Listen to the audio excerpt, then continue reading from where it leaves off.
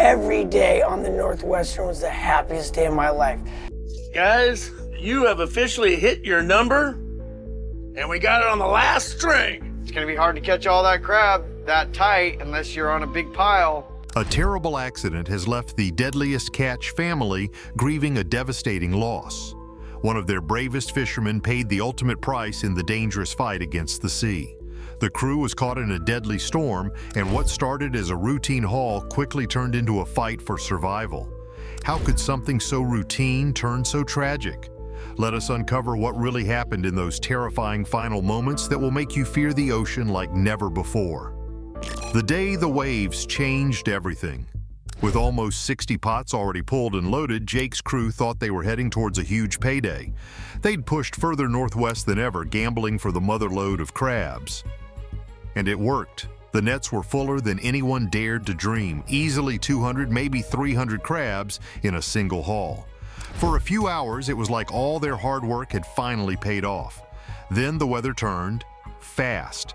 The wind picked up, the rain turned sideways, and what was once a promising day quickly became a life and death struggle. They knew they had to hurry up, finish their work, and return home to their families. But it wasn't just the wind, something else was about to go terribly wrong. Before we go any further, it's clear this accident was far more devastating than anyone could have prepared for, and what came next will leave you completely stunned. Captain Jake's excitement turned to worry as a strange beep echoed from the sonar. It wasn't a sound they were used to, and it got everyone's attention. Jake knew the sea signals well enough to understand that when something feels wrong, you don't ignore it. He ordered his crew to prepare for the worst. We're done tonight, man. No more. That anchor cable needed to stay tight or the winch could rip clean off the ship, which would spell disaster. Jake's hands were tied. His main concern now was trying to keep everyone safe. The situation on deck went from bad to worse in no time. The rain was relentless, the waves smashing the boat like a giant's fist. Jake gave orders like a man trying to outshout the storm itself. The most dangerous spot on deck became the winch. If the cable snapped, anyone standing near it would be in serious trouble, and Jake's warnings got more desperate. One of the deckhands almost went overboard when the cable got caught, jerking suddenly. It was the kind of moment that made everyone freeze in terror for a split second. They had all seen enough men go overboard to know that it's often the last anyone sees of them. Then, as if the sea wasn't trouble enough, another ship came creeping dangerously close. It was the Wizard. Captain Jake had seen her many times before, but not like this, not this close, and not in a storm like this. It seemed like a collision was unavoidable. The crews of both ships braced for impact, and you could feel the panic. The waves heaved, and the two vessels barely missed crashing into each other. But while they avoided a direct hit, it was close enough to leave everyone rattled. Jake couldn't deal with the Wizard's captain right then. He had a whole crew relying on him to make the right decisions to get them back to port in one piece. But no matter how experienced a captain you are, there are moments when the ocean just doesn't care. One wrong move, one slip on the wet deck, and tragedy strikes. A crew member lost his footing, and the next thing anyone knew, he was gone. The freezing cold of the Bering Sea swallowed him up in seconds, and the crew could only stare in horror. I gotta get out of here for sure. They'd pulled up a haul bigger than anything they'd seen before, but it didn't matter anymore. In one heart-stopping moment, the reality of their dangerous life came crashing back. Jake and his crew knew they had to keep going, but the mood on the ship had darkened. The high of catching so many crabs meant nothing compared to the low of losing a man. Jake tried to keep them moving, shouting orders, keeping them focused, but everyone knew something had changed. Each wave that hit the ship felt like it was mocking them. When you're at sea, you don't have time to process grief. You have to keep moving, keep working, and hope you make it back to land. But then, just as they tried to wrap up and head back, something else caught Jake's attention. Another strange noise from below. Not the anchor, not the cable, but something else entirely.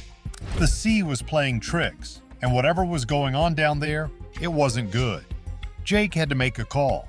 Should they stick around and figure out what was happening or cut their losses and get home before something worse happened? The crew waited for his decision, each of them knowing that the wrong move could mean more than just losing crabs. It could mean losing more lives. The Wizard's captain, meanwhile, was furious. He knew his ship had barely escaped a collision, and his frustration boiled over as he shouted into the radio, questioning Jake's decisions. The two captains exchanged words, but the tension was clear. There was no room for error, not in these conditions, and definitely not when lives were on the line. The Bering Sea wasn't forgiving, and neither were the men who sailed it. The crew thought the worst was over, but another storm was already coming, one that would push their strength and courage to the edge. The Wizard's near miss with disaster. Back on the Wizard, the crew dealt with the aftermath of the near collision. The captain tried to calm his men down, explaining that they'd done the best they could under the circumstances.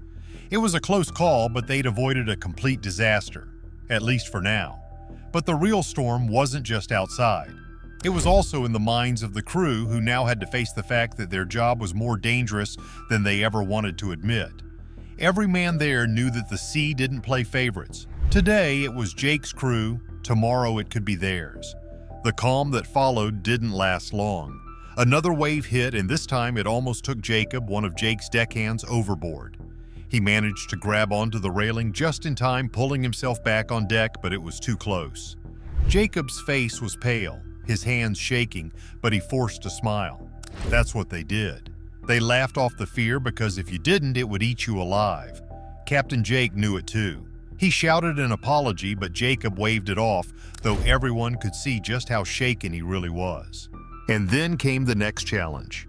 Over on the Summer Bay, Captain Wild Bill faced his own crisis when a crew member went overboard. In the middle of hauling their pots, a man slipped, and before anyone could react, he was in the freezing water. The crew acted fast, pulling him back on board, but the damage was done. The shock of the icy water left the man shivering, barely able to stand. Bill knew that they couldn't stop. They had to keep working, but he also knew they dodged a bullet. The Bering Sea doesn't often give second chances. Wild Bill's crew pressed on, but another mishap was just around the corner. Nick, one of the most experienced deckhands, twisted his ankle during the chaos, a serious blow to the team.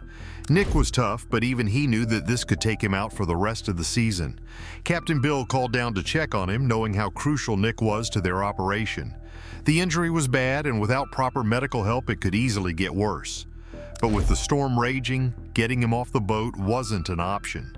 They'd have to wait and hope he could hang in there until they made it back to port. And then there was Captain Harley of the Southern Wind, who had his own run-in at the dock. He'd tried to maneuver his boat around Summer Bay, but things didn't go as planned. The two boats collided, and while it wasn't a major crash, it was enough to cause damage and timbers to flare. Harley blamed the wind, as he always did, but everyone knew it was just as much his fault as anyone else's. The sea might be unpredictable, but some things you can control. Harley just didn't. The next day, things seemed to calm down, but the calm never lasts at sea. Captain Keith of the Ocean Challenger received a distress call. Another boat was in trouble, and the Coast Guard was scrambling to respond. Keith had just been on the radio with his family, laughing about his kids' stories, but that all changed in an instant. He cut the call short, knowing that the next few hours were going to be critical. The storm was closing in, and the chances of a successful rescue Just in time to pass, but there's going to be huge rollers at fast. were getting slimmer by the minute. The distress call wasn't just a cry for help, it was a reminder of the risks they all took every single day. As the Coast Guard raced to find the stricken boat, Keith watched the horizon, his heart heavy. He knew the chances of those men surviving were slim. The freezing water, the relentless waves, it was all stacked against them. He turned to his crew, the weight of their shared fate pressing down on him. Would they be next? Would the next distress call be their own?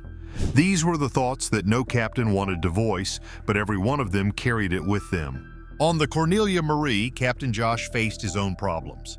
A deckhand, Taylor, had gotten his finger caught in the coiler, a piece of machinery that didn't care how careful you were. It was bad, the kind of injury that could end a season for a fisherman. Captain Casey knew they needed to act fast, and he took on the grim task of treating the injury himself. The tissue was damaged, and without proper tools, Casey had to improvise. The crew gathered around, each of them knowing just how serious this was. A man down meant more work for everyone else, and with the storm still raging, it was the last thing they needed. While one crew struggled against the freezing waters, another was already facing their own troubles. The Bering Sea shows no mercy. Taylor's injury was just another reminder that the sea takes more than it gives. Captain Josh looked at his crew, their faces etched with exhaustion and worry. They were tough, no doubt about it, but how much more could they take? As the waves continued to batter the boat, Josh knew they were on borrowed time. The storm wasn't letting up, and they still had quotas to meet. The crabs didn't care about their injuries or their fears. The sea didn't either. By the end of the week, the men of Summer Bay, Saga, and Cornelia Marie were all feeling the strain. Injuries, near misses, and the constant pounding of the waves had taken their toll. I'll try to do my best to hold the boat so that you're not taking any weather. Captain Jake, Captain Wild Bill, Captain Keith, Captain Harley, each of them had faced challenges that week that pushed them to their limits. They'd lost a man, nearly collided, battled the elements, and somehow kept going. It wasn't about the crabs anymore. It was about survival. The Bering Sea is a cruel place, and the men who fish its waters know that better than anyone.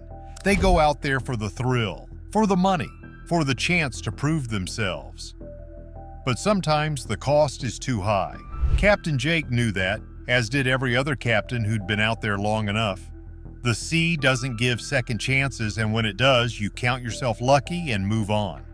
They'd all seen enough to know that you take what the sea gives and you keep moving, because stopping means you're done. But the challenges weren't over yet. As the Cornelia Marie continued on, Captain Josh had to navigate through an area known for its unpredictable underwater currents. The sea below was a maze of currents that could pull the boat off course in seconds. The navigation instruments were working overtime, and the crew had to stay on high alert.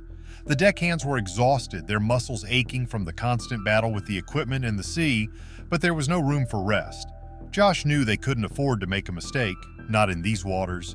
The waves grew bigger, crashing against the hull and sending icy spray across the deck. Captain Casey kept his eyes on the instruments, watching the depth gauge as they moved through the treacherous waters.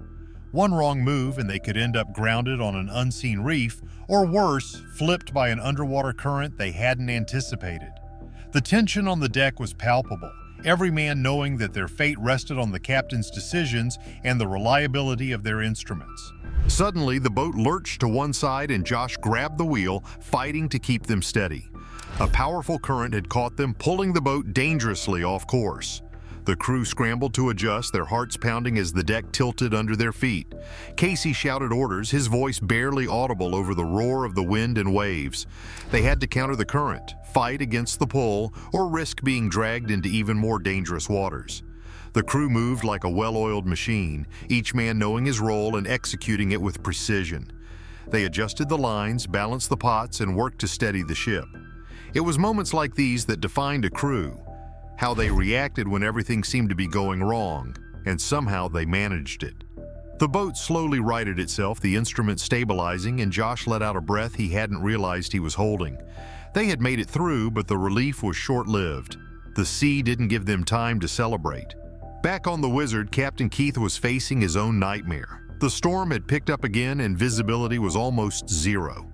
The rain lashed against the windows of the wheelhouse and the waves rose higher with each passing minute. Keith knew they had to keep moving, but the conditions were worsening. Did the ones on the front of the stack look that bad too? He had received another distress call, this time from a smaller boat caught in the storm. The Coast Guard was already stretched thin, and Keith knew that if they didn't intervene, those men might not make it. He made a quick decision. They would go after the distress boat despite the risks. He called down to his crew, informing them of the situation. The men on deck were already soaked to the bone, their bodies bruised and battered from the relentless waves. But when Keith's voice crackled over the radio, there was no hesitation. They nodded to each other, bracing for what was to come. They had been through storms before, and they knew what it took to survive. Now it was about saving others. The Wizard turned straight into danger, showing that staying brave and alive can mean risking everything when lives are at stake. Fighting waves to save a sinking ship. The Wizard turned into the storm, the bow slicing through the waves as Keith pushed the throttle forward.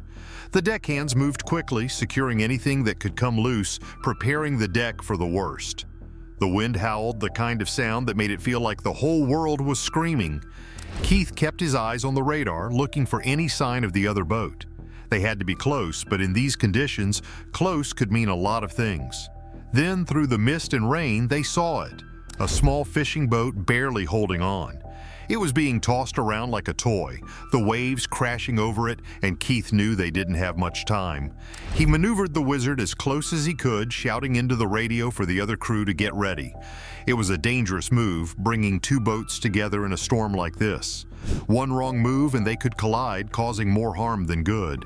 The deckhands on the Wizard threw lines over, trying to secure the smaller boat.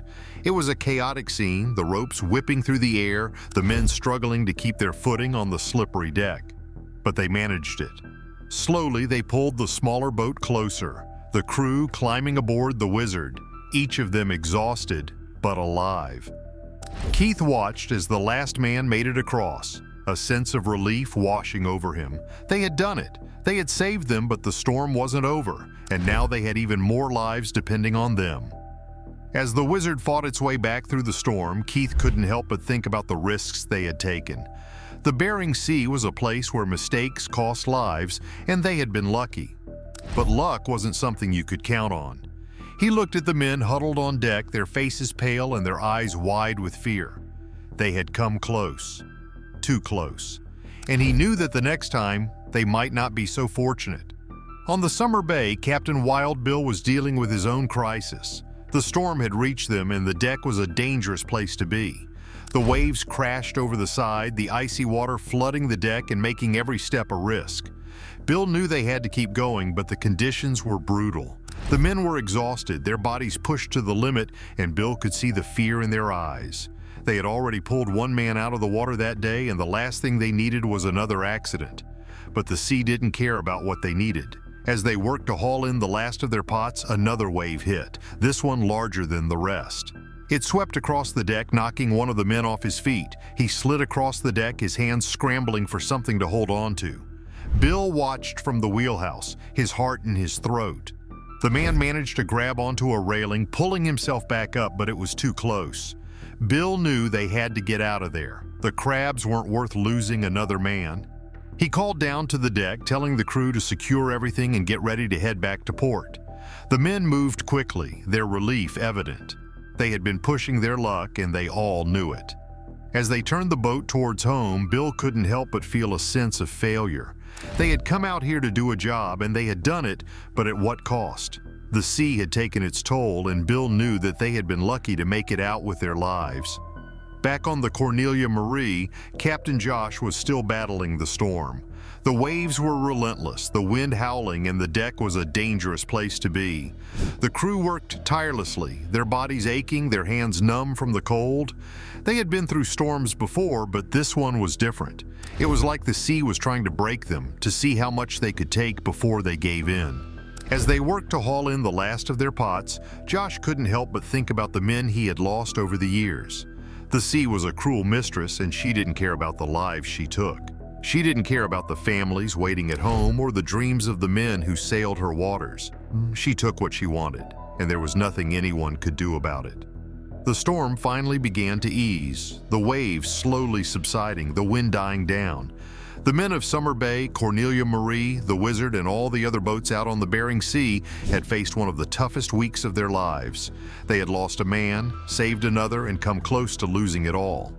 They had battled the elements, fought against the sea, and somehow they had made it through. Was this accident a tragic consequence of nature's fury, or could more have been done to prevent it? Tell us your thoughts and remember to like and subscribe for more.